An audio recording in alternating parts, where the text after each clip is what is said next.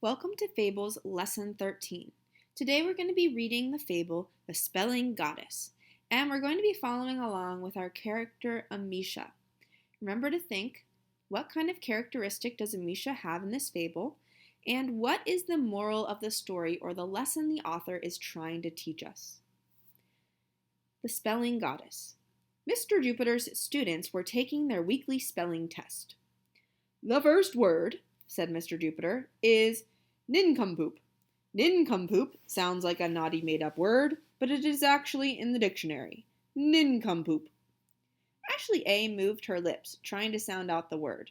Ashley B shut her eyes, trying to see the word in her mind. Ashley Z stretched his neck, trying to see the word on Stanford's paper. "Ashley," said Mr. Jupiter, "I hope I didn't see you looking at your neighbor's work." "I hope you didn't either," replied Ashley. At her desk, Amisha Spelwady wrote the word with quick, sure strokes. "Easy peasy," she said under her breath. She covered her answer with her arm. "The second word," said Mr. Jupiter, "is wildebeest. While hiking across the Serengeti, I was once attacked by a wildebeest. Wildebeest."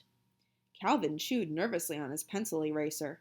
Rachel frowned, wrote and erased, frowned, wrote and erased. But Amisha didn't hesitate. "Easier peasier," she said in a voice a bit louder. She wrote the word down, then held her head high. She wanted the rest of her classmates to know she wasn't having any trouble spelling. She smiled smugly at Mr. Jupiter.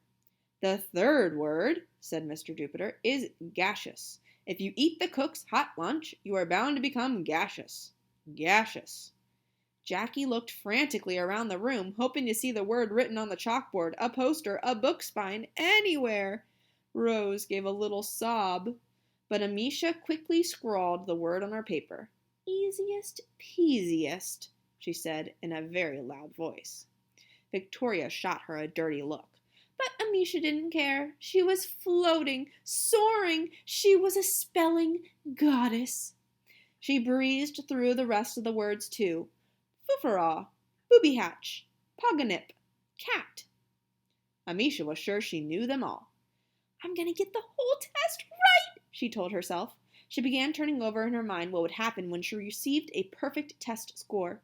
"My classmates will cheer, and Mr. Jupiter will declare me the best speller in the 4th grade. I'll go on to win the school spelling bee, then the state spelling bee, then the national spelling bee. I'll become such a famous speller that my face will be on the cover of a magazine, newspapers, cereal boxes. I'll be on talk shows and in commercials, and I'll become so famous that everyone will want to be just like me. Of course, Hollywood will make a movie of my life. With all my movie money, I'll buy a big castle and I'll have lots of puppies and horses and fancy butlers who'll serve me chocolate milkshakes and crystal goblets.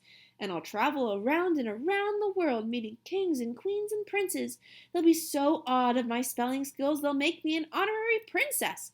From then on, everyone will call me Princess Amisha, and I'll wear a diamond tiara every day, even to school.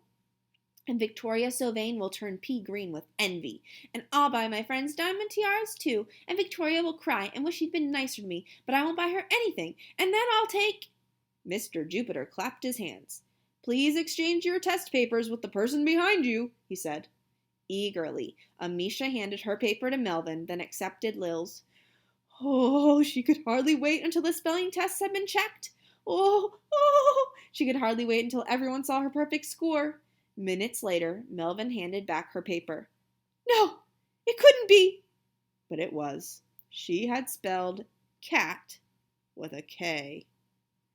With a sigh, Amisha opened her spelling book and began working on next week's words.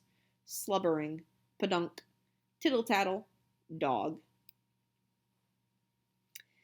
So, if we think about this fable, in this fable, Amisha was very, very excited about her spelling test. She felt like she was the best speller in her class, maybe even in her whole school, or in her state, or her country, or the world. And she got super excited because she started thinking about all the things that could happen if she was recognized by people as the best speller everywhere.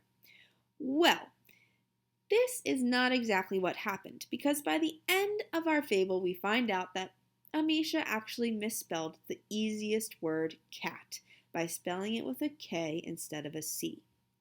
Now, in this fable, if we think about Amisha's main character trait, we know that she thought that she was the best speller and she thought everyone was going to praise her and think she was amazing.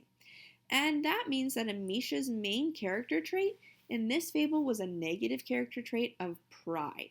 Amisha thought that she was the best and that everyone would think that she was awesome. And unfortunately, this led to a conflict at the end of the fable because instead of getting a perfect score, she got one wrong.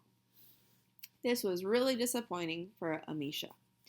Now, the moral of this fable is that we should not count our chickens before they're hatched.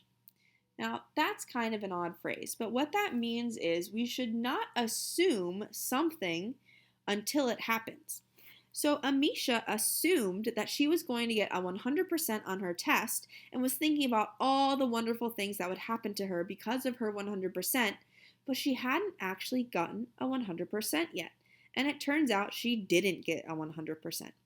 So you shouldn't count your chickens before they hatch, which means you shouldn't assume something is going to happen until it really does, because it might not happen and it might leave you disappointed because you assumed it was going to happen.